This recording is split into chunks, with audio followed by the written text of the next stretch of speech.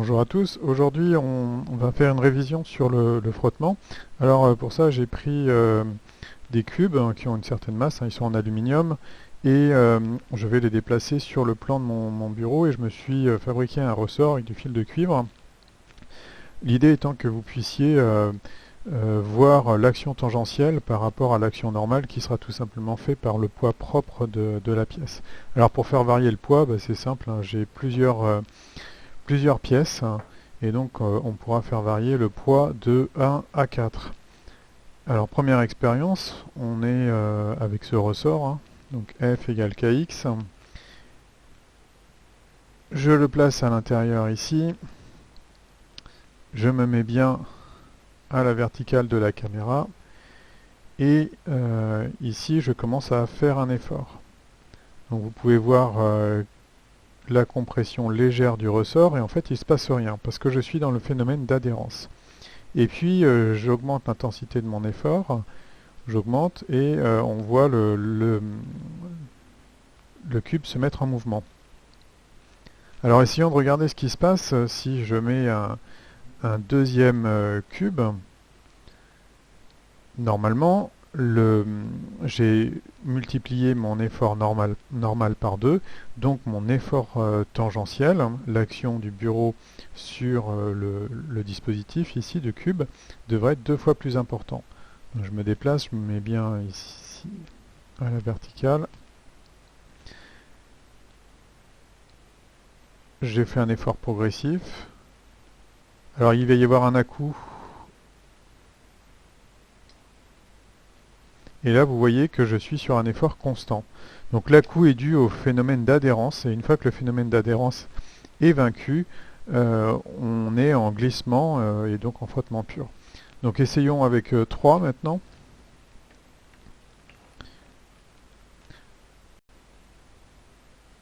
Donc tant que je suis dans l'adhérence, ici maintenant on le voit mieux, ici il n'y a pas de corrélation entre l'effort normal et l'effort tangentiel. En fait, on est avec un effort tangentiel ici qui est inférieur à F, le coefficient de frottement, fois N. Donc ici, je comprime beaucoup plus le ressort. Et je me mets en mouvement. Vous voyez, ça reste constant. Donc, à partir du moment où je me suis mis en mouvement, il y a une corrélation entre l'effort normal et l'effort tangentiel, tout simplement. L'effort normal et la norme de l'effort tangentiel et F, le coefficient de frottement, fois N, la norme de l'effort normal. Donc regardons ça sur une feuille de papier.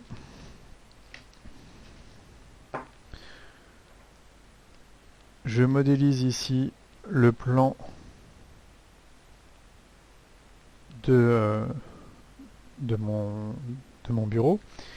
Sur ce plan de mon bureau, je matérialise ici en pointillé les cubes en train de frotter. Et je vais faire ici l'hypothèse d'un contact ponctuel. Alors je vais prendre ce contact, je vais l'appeler A, pourquoi pas. Et je vais être amené à placer un certain nombre de choses. Tout d'abord, si on regarde le point A, je peux définir la vitesse de mon point A. Donc je vais appeler mon solide 1 ici et le bâti 0. 0, mon bâti. Je peux définir V de A lié au solide 1 dans son mouvement par rapport à 0.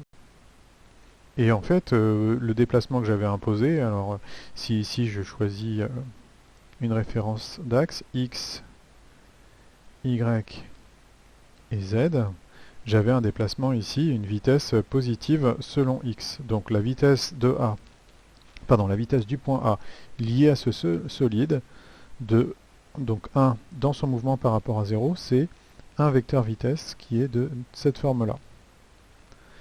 Maintenant, on a vu que dans les lois de Coulomb, eh bien, l'effort tangentielle de 0 sur 1 était corrélée à la vitesse.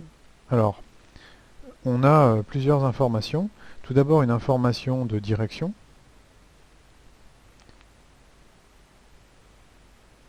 Et dans ce cas-là, on dit que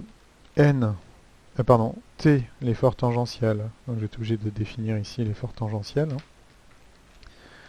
Donc là, je vais mettre t de 0 sur 1. Et alors attention, hein, vous voyez que ici je regarde l'action de 0 sur 1 alors que tout à l'heure j'ai pris en référence le mouvement de 1 par rapport à 0. Ici je vais avoir l'effort normal, n de 0 sur 1. Et j'ai une information de direction, et l'information de direction, elle m'est donnée tout simplement dans les lois de Coulomb par t de 0 sur 1, vectoriel v en a de 1 par rapport à 0, qui est égal ici au vecteur nul. Et donc, ça impose quoi? Ça impose que les vecteurs vitesse et l'action tangentielle de 0 sur 1 soient collinéaires. Ensuite, je vais avoir une information de sens. Et là encore, je vais avoir t de 0 sur 1 scalaire v de a de 1 par rapport à 0, donc le produit scalaire qui est négatif. Et donc ça veut dire que les sens sont opposés. Et enfin, quand je suis en frottement, et seulement quand je suis en frottement, je vais avoir ici la norme de t de 0 sur 1 qui est égale à f fois la norme de 0, la norme de l'action normale de 0 sur 1. Et tout ceci me donne une information de direction. Donc l'action RA, ici, du sol, donc de mon bâti, sur 1, elle se compose d'un effort normal, porté par Z, et d'un effort tangentiel, porté par X, ici. Donc je vais avoir T de 0 sur 1 porté par X. Alors ici c'est une valeur scalaire, hein, plus N de 0 sur 1 porté par Z. Donc voilà, je suis amené à définir la vitesse relative de mon solide par rapport à l'autre solide qui va me servir de référence. Et quand je vais isoler le cube, je vais prendre l'action du solide qui m'a servi de référence pour ma vitesse pour regarder son action sur mon cube. Ici. Voilà, bon, j'espère que ces rappels vous seront utiles. On définit aussi souvent l'angle phi, et on dit que tangente phi égale f, le coefficient de frottement.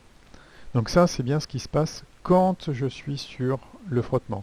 En cas d'adhérence, en fait, mon action T, ici, est dans le cône de frottement. Donc elle est à l'intérieur, et j'ai en adhérence une action telle que la norme de T de 0 sur 1 est inférieure à Fn, enfin la norme de n, l'effort normal. Et dans ce cas-là, je n'ai plus de couplage direct, puisque c'est une inégalité et que ce n'est pas une égalité. Donc je n'ai plus de relation entre T, je n'ai plus de relation directe entre T et n. Donc mettre en place les lois de Coulomb que l'on a ici, ça sous-entend d'avoir une information de vitesse et d'écrire toutes ces relations.